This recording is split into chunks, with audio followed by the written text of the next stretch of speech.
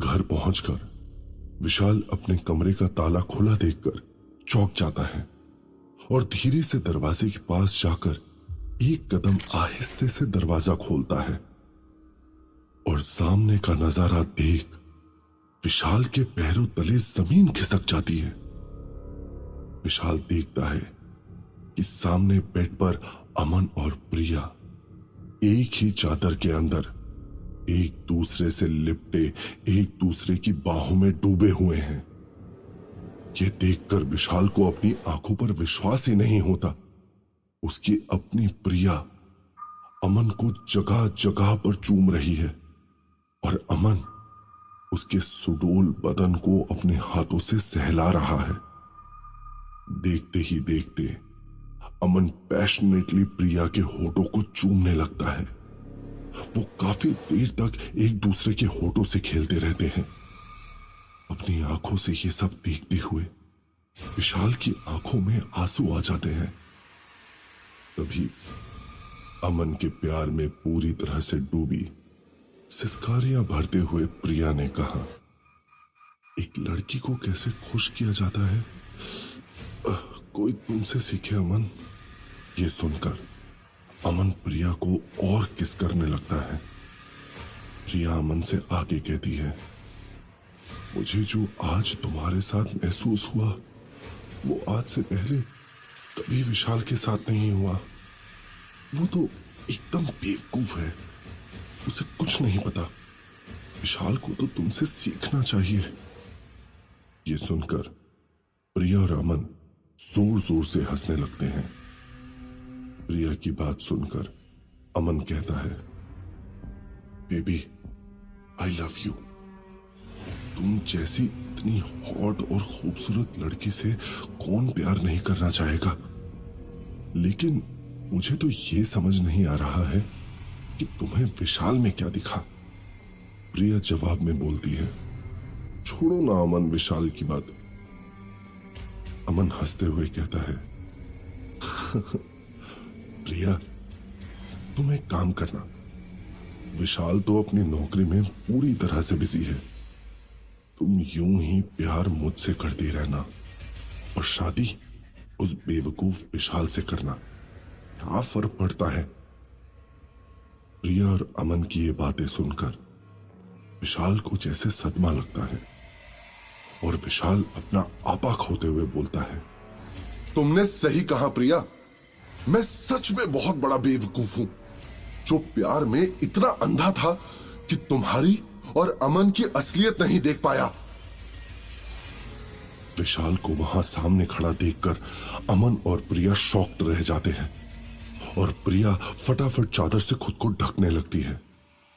इससे पहले कि दोनों में से कोई कुछ कहे, विशाल आगे कहता है, वाह बहुत बढ़िया। मैंने कभी अपने सपने में भी नहीं सोचा था कि मेरा बेस्ट फ्रेंड और मेरी गर्लफ्रेंड ऐसा खेल खेलेंगे मेरे साथ। मैं ही मिला था तुम दोनों को। अमन हकलाते हुए कुछ बोलने लगता है। वो विशाल। उसकी बात काटते हुए विशाल बोलता है, अब एक शब्द तुम्हारे मुंह से नहीं निकलना चाहिए अमन। कहीं ऐसा ना हो कि मैं अपना आपा खो दूं और मैं ये भूल जाऊं कि तुम कभी मेरे दोस्त हुआ करते थे। मेरे अपने दोस्त ने मुझे इतना बड़ा धोखा दिया है कि इसके बाद तो मैं शायद जिंदगी में कभी किसी को दोस्त तक नहीं कह पाऊंगा। ये सुनकर प्रिया टेढ़ी स्माइल देते हुए बोलती है, इसमें हमारी नहीं सिर्फ तुम्हारी गलती है विशाल। विशाल हैरान रह जाता है कि इतना कुछ हो जाने के बाद भी प्रिया को अपनी गलती का कोई एहसास नहीं है और वो एक टक बस प्रिया को देखता ही रह जाता है। प्रिया आगे कहती है, मैं ठीक कह रही हूं विशाल, तुम ऐसे क्या देख रहे हो। तुम सिर्फ कहने को कहते हो कि मुझसे प्यार करते हो, लेकिन मेरी जरूरतों का तुम्हें क्या ख्याल था। विशाल आंखों में आंसू लिए बोलता है, तुम्हारी नजर में प्यार सिर्फ जिस्मानी है ना प्रिया। और जज्बातों से तुम्हारा कोई लेना देना नहीं है। प्रिया बीच में ही बोल पड़ी। ओ कम ऑन विशाल, तुम किन जज्बातों की बात कर रहे हो? सारी गलती तुम्हारी है। तुमने कभी मुझे टाइम दिया ही नहीं। तुम्हारे लिए अगर कुछ जरूरी था तो बस अपनी वो होटल राजमहल की नौकरी। विशाल ने कहा, वो नौकरी भी मैंने हम दोनों की अच्छी जिंदगी के लिए ही ज्वाइन की थी ना। और तुम मेरे पीठ पीछे मेरे ही दोस्त के साथ ये सब कर रही हो। प्रिया ने कहा, हां, मैं अमन के साथ बहुत खुश हूं क्योंकि वो जानता है कि कैसे मुझे खुश रखना है और अमन का सारा टाइम भी मेरा ही होता है। विशाल ने प्रिया की बात को बीच में ही काटते हुए कहा, ये साला अमन जिसने अपने बेस्ट फ्रेंड की पीठ पर छुरा घोंपते हुए एक बार नहीं सोचा वो तुमसे क्या प्यार करेगा।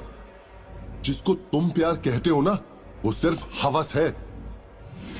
विशाल आगे कहता है, अच्छा हुआ जो तुम दोनों की असलियत मेरे सामने आ गई, वरना पता नहीं कब तक तुम दोनों मुझे यूं ही धोखा देते रहते। प्रिया और अमन कुछ बोल पाए उससे पहले ही विशाल वहां से अपना सारा सामान लेकर निकलने लगता है। दरवाजे तक पहुंचकर विशाल पलटकर उन दोनों की तरफ देखता हुआ कहता है, मर गई आज दोस्ती और खत्म हो गया मेरे दिल से प्यार। इतना कहकर विशाल घर से बाहर निकल जाता है। ये सब देखकर बंसी मुरली से कहता है, देख, मैंने कहा था ना, ये विशाल जब खुश होता है तब कुछ ना कुछ गड़बड़ जरूर होती है।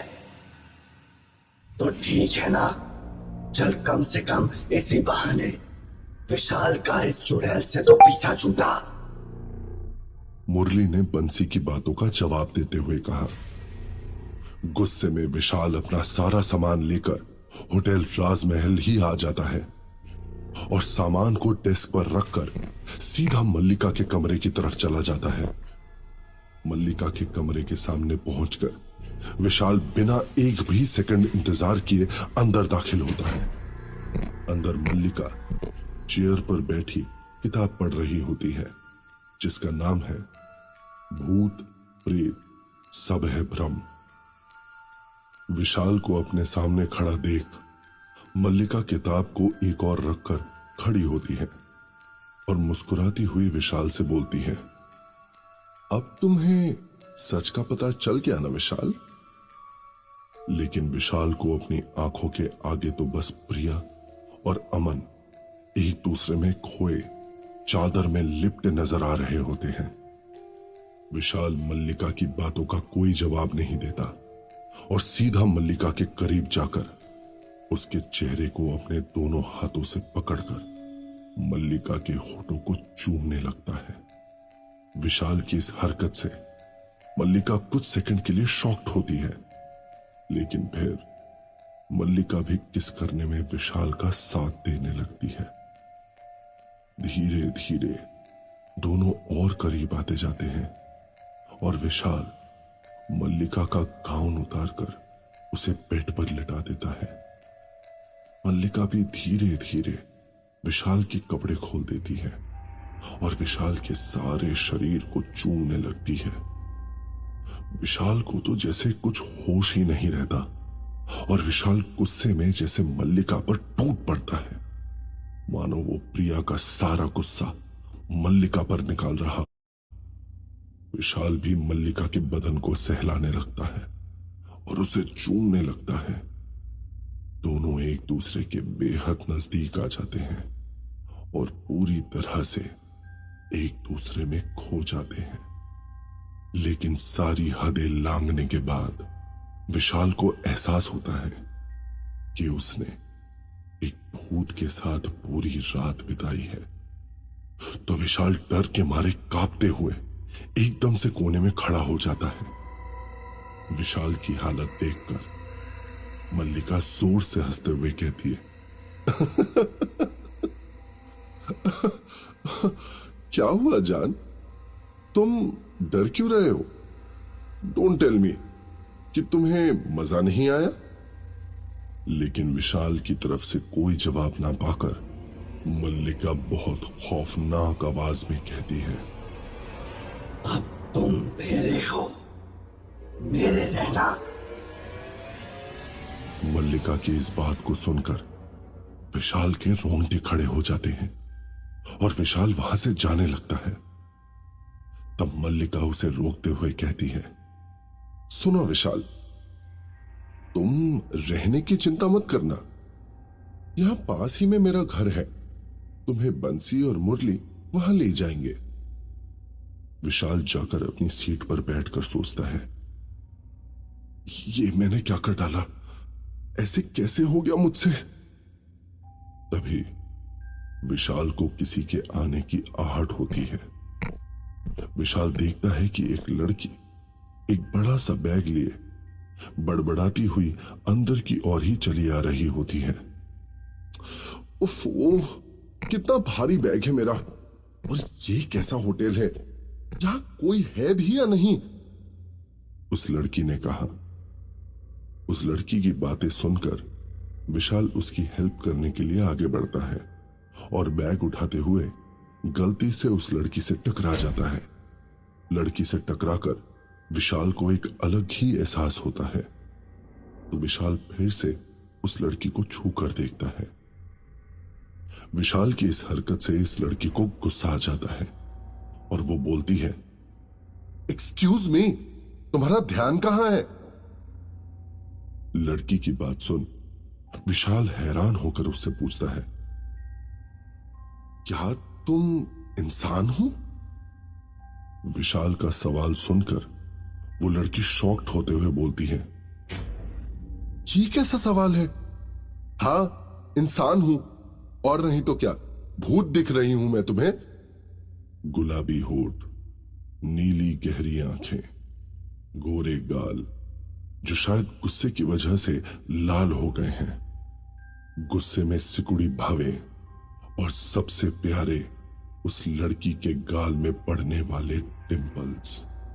विशाल को खुद की तरफ एक टक देखता देखकर उस लड़की ने कहा, ओ हेलो, क्या देख क्या रहे हो तुम। ये सुन विशाल को एहसास होता है कि वो काफी देर से उस लड़की को देख रहा है। ये सोचकर विशाल कहता है, आई एम सॉरी, वो मैं कुछ सोचने लग गया था। अजीब पागल लड़का है, मुझे होटल में रुकना है, इसलिए एक रूम मेरे नाम से बुक कर दो और मुझे मेरे कमरे की चाबी दो, उस लड़की ने विशाल को कहा। लड़की के इतना बोलते ही पूरे होटल का माहौल बदलने लगता है। अचानक से ठंडी हवाएं चलने लगती हैं, लाइट जलने बुझने लगती है, अजीब अजीब सी आवाजें आने लगती हैं, जिसे देखकर वो लड़की हंसते हुए बोलती है, ये क्या हो रहा है, लगता है तुम्हारे होटल में बिजली की कोई प्रॉब्लम है, उसे फिक्स करवा लो। ये सब देखकर विशाल बोलता है, नहीं, तुम यहां नहीं रुक सकती, तुम अभी के अभी यहां से चली जाओ। चली जाओ? What do you mean चली जाओ? ये क्या तरीका है? तुम यहां के मालिक नहीं हो और तुम मुझसे ऐसे बात नहीं कर सकते। मुझे मेरे कमरे की चाबी दो, मुझे यहीं रुकना है, उस लड़की ने अपनी बातों पर जोर देते हुए कहा। विशाल ने धीरे से उसको कहा, मेरी बात समझो, यहां मत रुको प्लीज, जाओ यहां से। तभी उस लड़की ने गुस्से में कहा, बड़े अजीब आदमी हो तुम, होटल में आए गेस्ट से ऐसे कौन कहता है, तुम्हारा मैनेजर कौन है, बुलाओ उसको। ये सुनकर विशाल हाथ जोड़ते हुए उस लड़की से कहता है, प्लीज अपनी जान बचाना चाहती हो तो यहां से चले जाओ। वो लड़की कुछ बोलने वाली होती है कि वहां मल्लिका आ जाती है और वो कहती है, विशाल, गेस्ट से ऐसे बात नहीं करते, उन्हें रुकना है तो चाबी दे दो उन्हें उनके कमरे की। मल्लिका की बात सुनते ही उस लड़की ने खुशी से विशाल की तरफ देखते हुए कहा, सुना, क्या कहा उन्होंने? अब मुझे चाबी दो और मेरा नाम दिव्या है, नोट कर लेना, समझे रिसेप्शनिस्ट? इतना कहकर दिव्या चाबी लेकर अपने कमरे की तरफ चली जाती है। अभी कुछ ही देर हुई थी कि दिव्या के कमरे के पास से चीखने की आवाज आती है। आवाज सुनकर विशाल अपने डेस्क से उठते हुए कहता है, ये तो होना ही था, और दिव्या के कमरे की तरफ चला जाता है। विशाल ने देखा कि दिव्या अपने कमरे से बाहर खड़ी किसी चीज की तरफ इशारा करके चिल्ला रही होती है। दिव्या जैसे ही विशाल को करीब आता देखती है, भागकर उसके पास जाती है, उसका हाथ पकड़कर उसके पीछे छिप जाती है और बोलती है, यहां एक कटा हुआ हाथ था, ये दरवाजा उस हाथ ने ही खोला। ये सुनकर विशाल दिव्या से कहता है, बस कटा हुआ हाथ? मैंने मना तो किया था पर तुमने माना नहीं। अब भुगतो और रहो होटल राजमहल में। बहुत शौक था ना तुम्हें यहां रुकने का। इतना कहकर विशाल वहां से चला जाता है। दिव्या डरते डरते अपने कमरे में जाती है और वहां सब कुछ सही देखकर बिस्तर पर लेट जाती है। दिव्या पहले से ही काफी थकी हुई थी, इसलिए बिस्तर पर लेटते ही दिव्या को नींद आ गई। दिव्या को सोए हुए थोड़ा ही समय बीता था कि दिव्या को एहसास होता है जैसे कोई उसका कंबल खींच रहा है। दिव्या इस एहसास को यूं ही समझकर टाल देती है और नीचे गिरे कंबल को फिर से ओढ़कर सो जाती है। लेकिन फिर थोड़ी देर बाद कोई दिव्या को जोर से धक्का देकर बेड से नीचे गिरा देता है। दिव्या हड़बड़ा कर उठ जाती है और इधर उधर देखने लगती है, लेकिन पूरे कमरे में कोई नहीं होता। दिव्या ने खुद से बड़बड़ाते हुए कहा, हो सकता है मेरा वहम हो।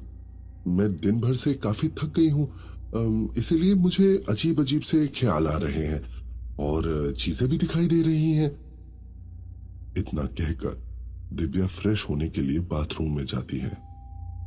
दिव्या जैसे ही अपना चेहरा धोकर अपना सर उठाती है, वहां सामने लगे आईने में अपने पीछे किसी औरत को देखकर दिव्या की चीख निकल जाती है। उस औरत का चेहरा जला हुआ होता है और उसकी आंख भी नहीं होती। उसके मुंह से खून निकल रहा होता है और वो दिव्या की तरफ देखकर उसे अपनी ओर बुला रही होती है। दिव्या जब पीछे देखती है तो वहां कोई नहीं होता। दिव्या डरते डरते दोबारा अपना चेहरा धोती है तो सामने शीशे को देख डर के मारे दिव्या का रोना आ जाता है। सामने आईने में खून से लिखा होता है, वेलकम टू राजमहल दिव्या। ये देखकर दिव्या भागती हुई अपने बिस्तर के पास आती है। दिव्या बिस्तर के पास खड़े अपनी सांसों को काबू में करने की कोशिश कर रही होती है कि अचानक कमरे की लाइट जलने बुझने लगती है, खिड़कियां आवाज करने लगती है और लोगों के रोने की आवाज भी आने लगती है। दिव्या को ऐसा लगता है मानो कितने सारे लोग रो रहे हों और उसे बुला रहे हों, दिव्या बचाओ हमें, बचा लो हमें, दिव्या बचा लो। इन सब चीजों से परेशान होकर दिव्या अपने कानों पर हाथ रखकर जोर से चिल्लाती है, बस बहुत हो गया, कौन हो तुम लोग, क्या चाहते हो मुझसे? दिव्या के इतना कहते ही चारों तरफ एकदम सन्नाटा हो जाता है। सारी आवाजें आना बंद हो जाती हैं, तेज हवा का चलना बंद हो जाता है और दिव्या के सामने वाली दीवार में खून से उभर कर लिखा जाता है, वेलकम टू राजमहल दिव्या। ये सब देखकर दिव्या गुस्से में चिल्लाती है, अगर ये सब मजाक है तो प्लीज ये सब बंद करो। मुझे ऐसे मजाक बिल्कुल पसंद नहीं। होटल राजमहल में जो भी होता है वो सब सच होता है दिव्या, कोई मजाक नहीं। इस आवाज को सुनकर दिव्या डर के मारे कमरे से भागती हुई नीचे रिसेप्शन पर चली जाती है। रिसेप्शन पर विशाल को खड़े देखकर दिव्या विशाल को हांफते हुए बताती है, मेरे कमरे में लाइट कुछ हो रहा है, कुछ करो, लोगों की आवाजें आ रही हैं, कोई बोल रहा है, खून खून भी था मेरे कमरे में। दिव्या की सारी बातें सुनकर विशाल दिव्या से आहिस्ते से कहता है, अब समझी मैं क्यों मना कर रहा था होटल राजमहल में रुकने से? पर नहीं, तुमको तो यहीं रुकना था। तो अब रुको, अभी तो बस शुरुआत है, आगे आगे देखते जाओ ये होटल राजमहल तुम्हें क्या क्या रंग दिखाता है। तो क्या होगा कहानी में आगे?